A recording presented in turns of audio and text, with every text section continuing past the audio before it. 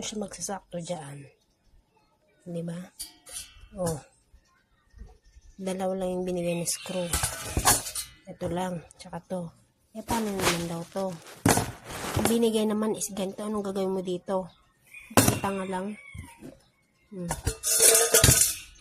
Tignan nyo yung ang kalaman-laman niya. Plastic lang.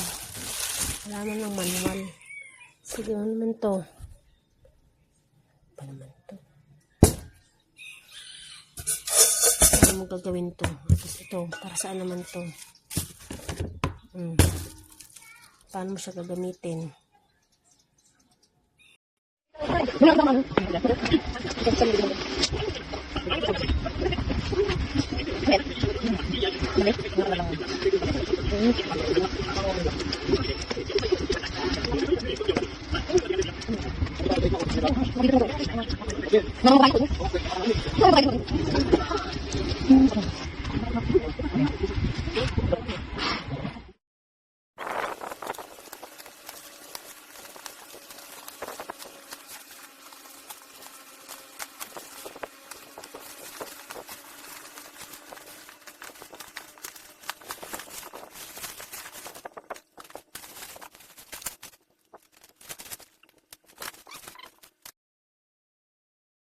O ma'am, dito pa lang po kita nyo, ayan o, hindi makapasok kasi sobrang laki.